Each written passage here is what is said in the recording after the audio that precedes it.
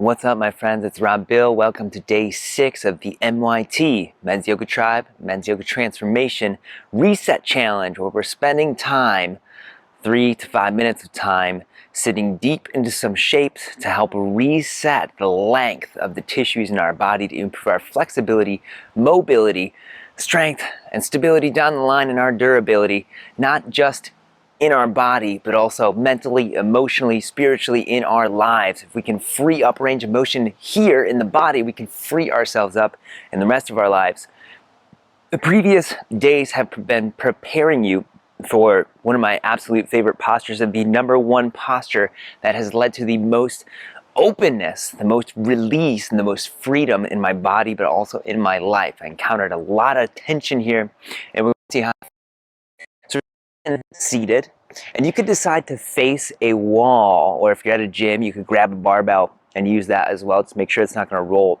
And we're going to send your legs out nice and long in front of you in the shape of an L. I'm not going to put mine on the wet deck here, but press them down.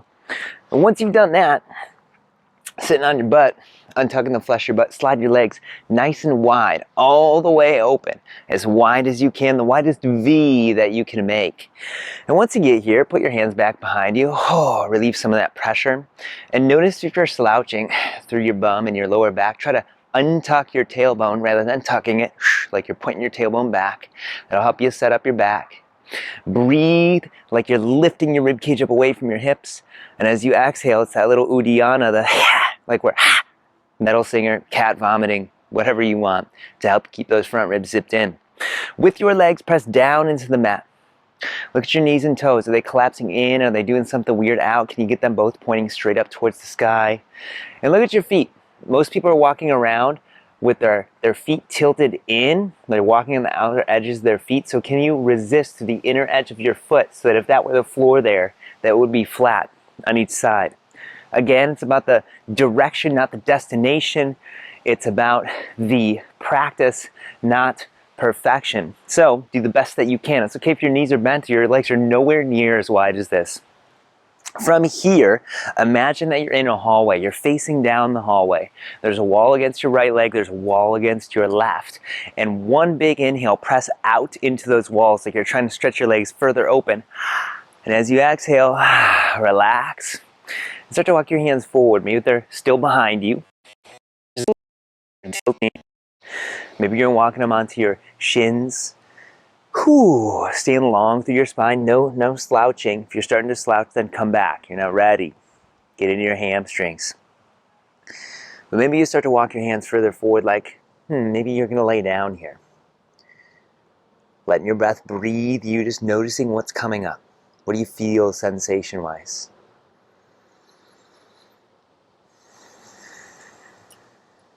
Where's there unintentional tension? Your neck, your shoulders, my belly, anywhere else, your feet, jaw.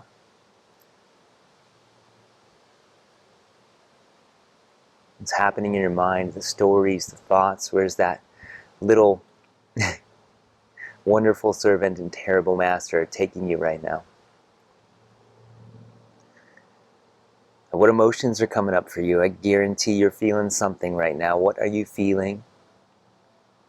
Can you feel it without reacting to it, allowing it to be emotion, energy in motion, without it living you and moving for you and acting for you?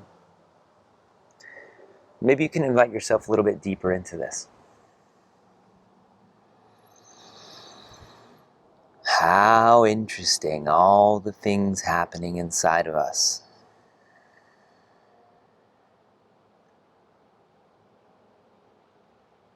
Maybe if you've got your legs up against the wall, you're facing the wall, maybe you can scoot yourself into that wall a little bit more, making your legs wider.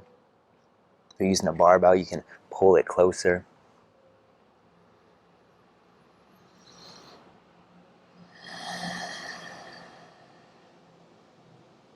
Noticing what's happening with that breath wave.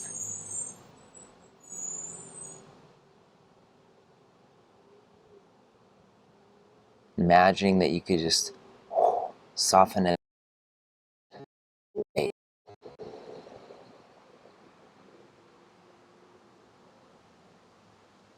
Noticing how things relax in layers. Both my feet, ankles just relaxed.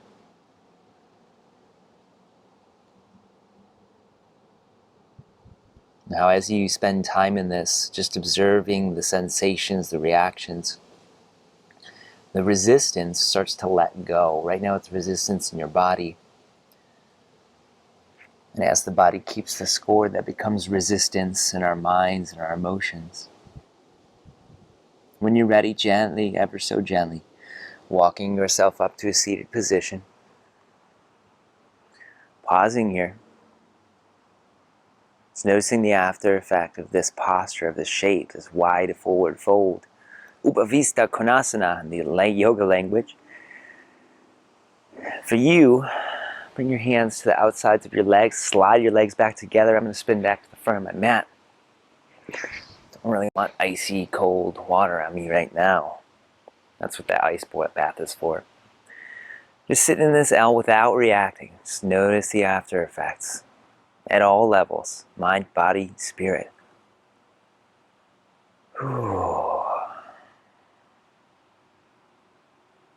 Now if you feel inspired to take any particular movement, whatever your body's asking for, even if it doesn't make sense, my legs want to run, take it. That's what they want to do, I'm going to let them do it. It's fun. That was interesting.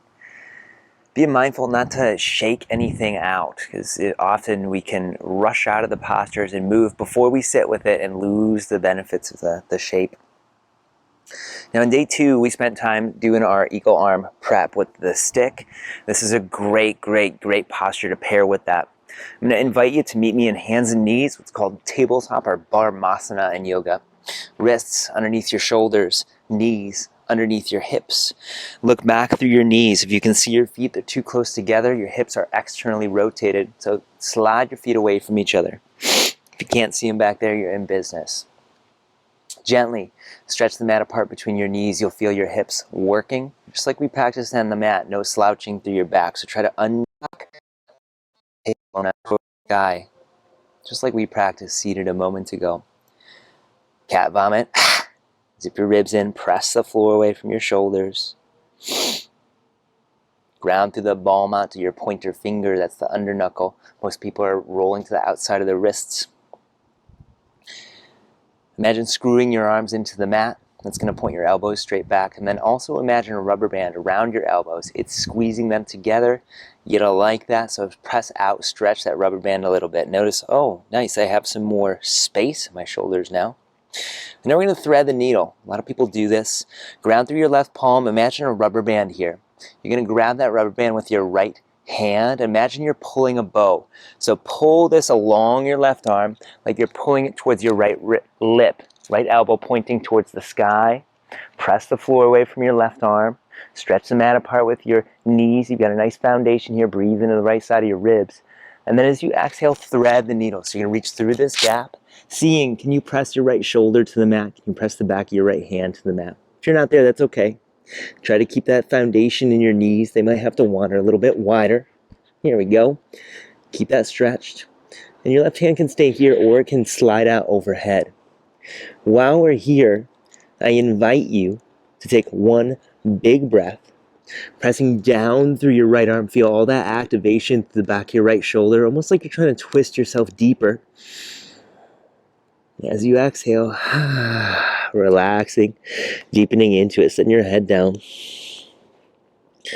Just staying here. If you feel invited to spin a little bit deeper, you can. I'm going to walk my left arm out overhead, kind of like I'm taking child's pose with my left side. And just breathe into the space around your right shoulder blade.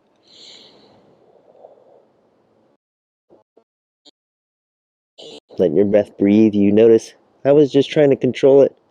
Let go of that control.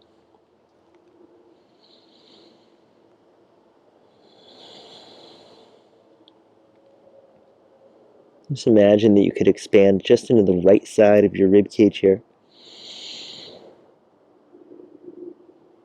All that space around your right shoulder blade.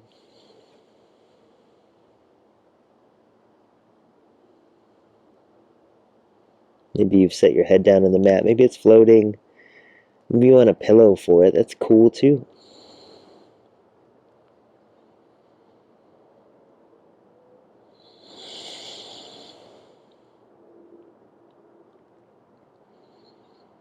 You might be able to hang out in this one for an age, or this. Either way, it's all good.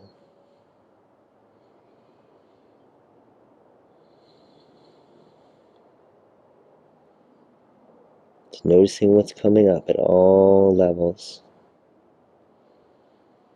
Practicing your observing self, your awareness self. Who doesn't judge anything, who just says, how interesting. When you're ready, slide your left hand back if you took that child's pose shape with the left arm underneath your left shoulder. We're going to inhale up and out back into that bow pull. So we're going to inhale, pulling that bow from your left wrist towards your right lip. Point your right elbow towards the sky, stretch the mat between your knees, press the floor from your left arm. Then exhale, planting your right hand to the mat. Pause here, don't move. What's the after effect? What do you feel in your body? And at any other level. Now I invite you to take any movement that feels right. I'm going to take some cat-cows. Inhaling, tailbone lifts, heart shines, arching my back. Strong through the arms like we practiced, even stretching the rubber band, stretching the mat between my knees. And then exhale, reversing, squeezing the knees together, tucking my hips under. Cat vomit, belly button. Press the floor from the arms, tucking the chin towards the collarbones, even wiggling a little bit into the back.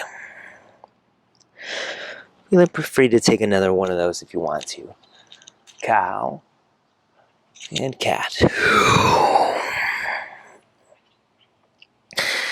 And then taking the same thing on the opposite side, grounding, stretching the mat between the knees, press the floor from the arms, belly zipped, screwing the arms in, stretching the rubber band on the elbows. If I went way too fast, it's okay. You don't have to get it all today. It's a lot. We spend 200 hours doing it in yoga teacher training. Pressing the floor away from your right palm, taking the band inside your right wrist with your left hand. Inhales, pull that elbow towards your left lip. Left elbow pointing towards the sky. Stretch the mat between the knees. Press the floor from your right arm. It's so hard when you do it well. And then as you exhale, thread the needle. Reach through that gap. See if you can get your left shoulder, the outside of your left hand, the back of your left hand to the mat. And we'll take one activation and release breath here. Big inhale, press down with your left arm, deepening the twist, activating the left shoulder blade muscles. And as you exhale, let it go. Maybe you can thread further. Maybe you walk your right arm out overhead. Settling into it, breathing into it.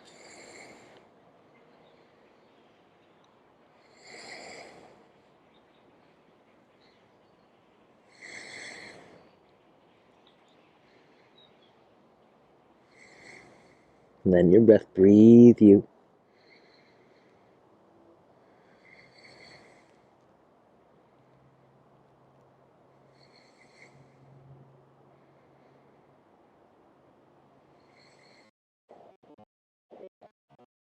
Notice what's coming up for you. A little meditation time. Feeling the breath expanding into the left side of your rib cage.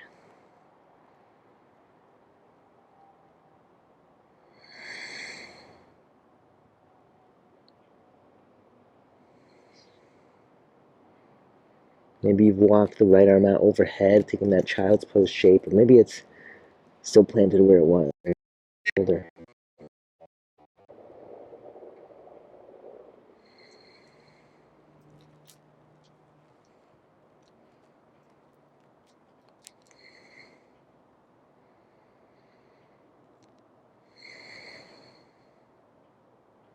Letting go of any unintended tension.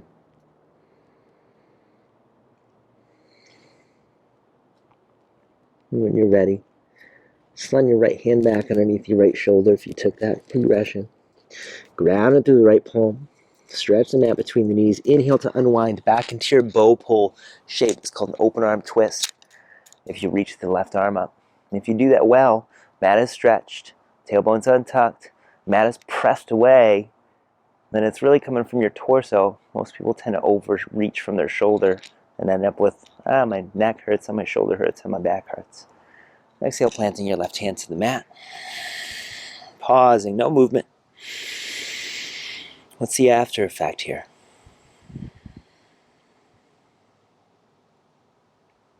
At all levels.